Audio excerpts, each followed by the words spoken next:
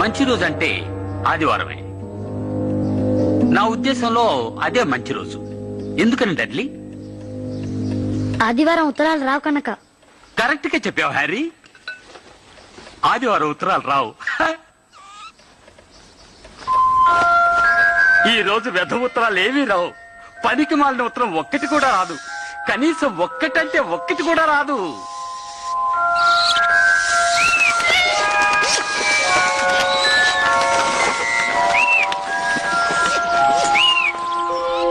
ఒక్కటి కూడా రాదు. పనికి మాలిన వెధ ఉత్తరం ఒక్కటి.